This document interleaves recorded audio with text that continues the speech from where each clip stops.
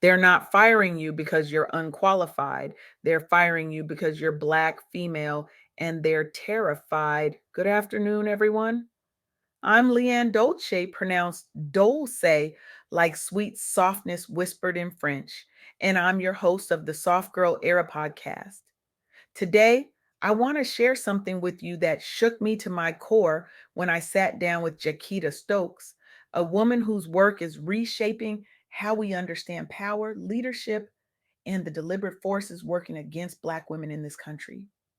Jacquita Stokes is not just an advocate, she is a truth teller, a disruptor, and someone who refuses to let us look away from what's really happening. Her insights have illuminated a path forward for Black women who are tired of surviving and ready to reclaim their seats at every table that matters. She is doing the hard work of exposing the systems that silence us, the ideologies that exclude us, and the forces that are actively working to keep us out of leadership spaces. Her work is essential, her voice is urgent, and what she has revealed demands that we pay attention. What I'm about to share with you today is not comfortable. It's not easy, but it is necessary because the rising unemployment among Black women in 2025 is not just an economic downturn. It's not just bad luck or a coincidence. It is a deliberate political backlash rooted in ideology that targets Black women's leadership to preserve exclusionary power structures. And if we don't name it, if we don't see it for what it is, we will continue to lose ground in a fight we didn't even know we were in. Let me start with the numbers because numbers don't lie. According to the Bureau of Labor Statistics, Black women's unemployment has surged to 7.1% in 2025. 7.1%. Now, some of you might be thinking, well, unemployment fluctuates, right? The economy goes up and down. But here's what Jacquita Stokes helped me see. This isn't about the economy. This is about politics. This is about power. This is about a coordinated effort to push Black women out of leadership spaces, out of decision making rooms, out of positions where we can shape the future. Let me take you to Minnesota. In Minnesota, Black women are facing unemployment spikes that are directly tied to job losses in both public and private sectors. And it's not random, it's organized. There is an organized push to displace Black women from employment, and it's connected to the backlash against Kamala Harris's campaign and the broader MAGA driven resistance to Black women in power. This isn't new. This goes back further than 2024. This goes back to post 1877 discrimination, to conservative policies that have historically destabilized Black families, to a long legacy of rejecting Black women's leadership at every turn. From the moment Black people gained the right to vote, there have been forces working to take that power back. And now in 2025, we are watching those same forces weaponize employment as a tool of political exclusion. Think about that for a moment. We are not just talking about losing a job. We are talking about a systematic effort to remove Black women from spaces where we can influence policy, shape culture, and lead communities. This is not about qualifications. This is not about merit. This is about ideology. And the ideology says that Black women do not belong in leadership. The ideology says that our voices are too loud, our presence too disruptive, our power too threatening. Jacquita Stokes told me something that I can't stop thinking about. She said that what we're witnessing is a democracy threat, not just an economic issue. And she's right, because when Black women are pushed out of leadership, when we are denied access to the rooms where decisions are made, everyone loses, not just us, everyone. Democracy itself is weakened when the voices of Black women are silenced.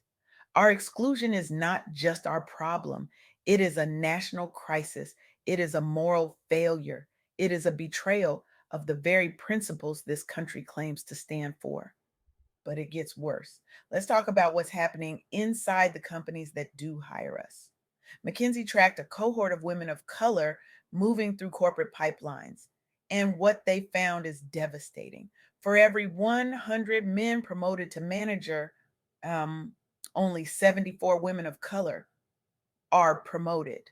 74. And it gets even more brutal as you climb higher. Women of color hold just 7% of C suite positions. 7%. Think about that. We are entering these companies at the entry level. We are doing the work. We are showing up. And yet we are systematically blocked from advancing. Entry level representation for women has grown to 63%. 63%. But by the time you get to the C suite, women of color are at 7%. That is not a pipeline problem. That is a deliberate exclusion problem. And the companies that are getting it right, the ones that are actually seeing progress, they're doing something radical. They're holding their senior leaders accountable. They're conducting bias audits in hiring and promotions. They're enforcing anti disrespect policies. And guess what? Those companies are seeing 7-point representation gains since 2021.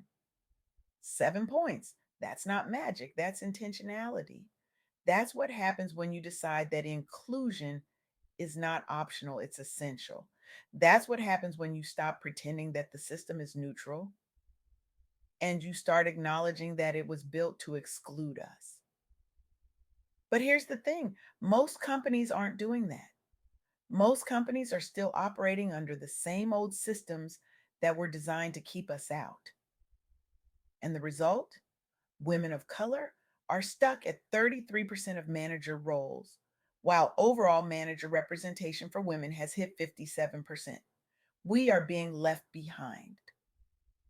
And it's not because we're not qualified, it's not because we're not working hard enough. It's because the system is rigged. It's because the broken rung is real and it's breaking us. Now, let's talk about burnout because this is where it gets personal for so many of us. 70% of new senior women leaders are experiencing burnout. 70%. And for Black women, it's even worse. We face exceptional scrutiny. We are held to higher standards. We are expected to be twice as good to get half as far. And when we finally do make it to those senior roles, we're exhausted, we're depleted, we're running on fumes. We are carrying the weight of representation on our shoulders while also trying to do our actual jobs.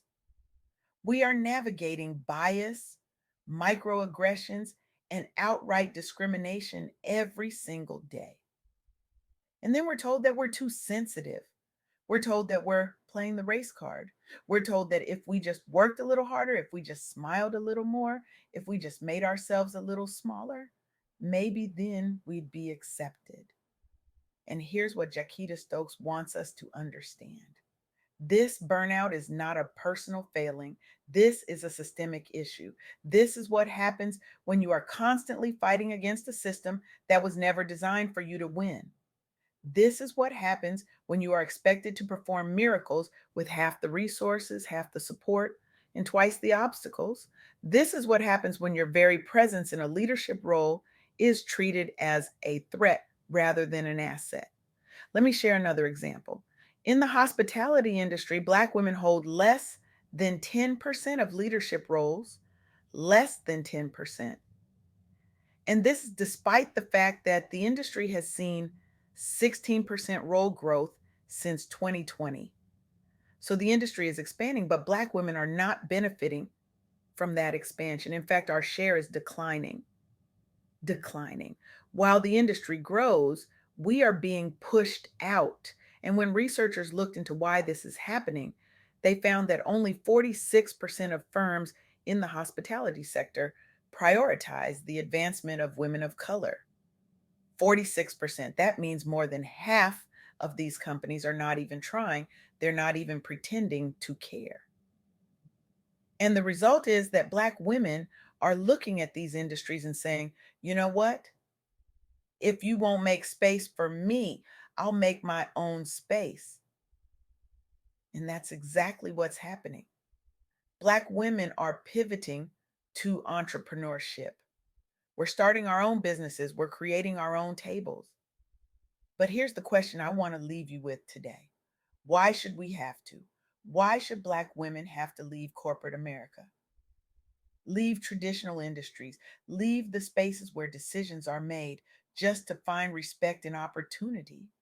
Why are we the ones who have to adapt, who have to pivot, who have to create something new when the system is the problem? I want you to sit with that for a moment. Why are we the ones who always have to leave? Why are we the ones who always have to build something from scratch? Why are we the ones who are told to be grateful for crumbs when we deserve the whole meal?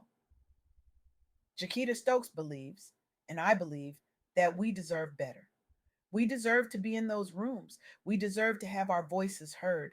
We deserve to lead without apology, without explanation, without having to be twice as good just to be considered half as worthy.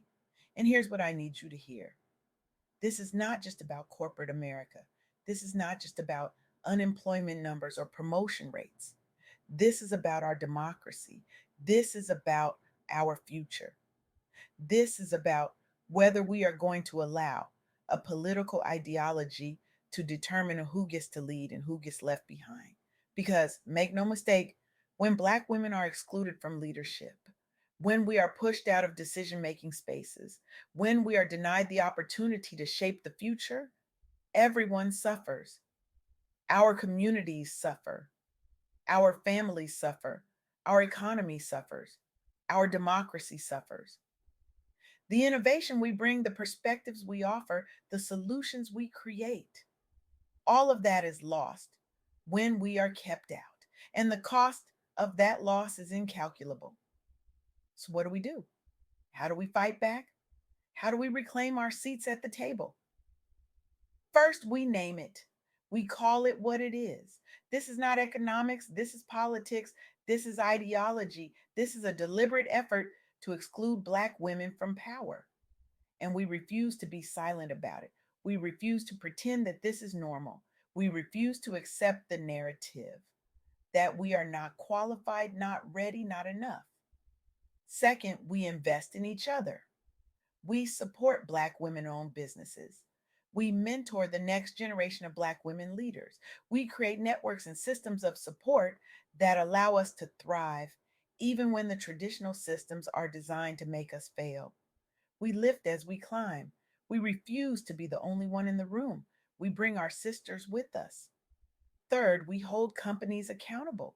We demand transparency in hiring and promotions. We demand bias audits. We demand that senior leaders are held accountable for creating inclusive environments. And when companies refuse to do the work, we take our talents elsewhere. We vote with our feet. We vote with our dollars. We make it clear that our labor, our brilliance, our leadership is not free. It comes with a price, and that price is respect. And fourth, we protect our peace.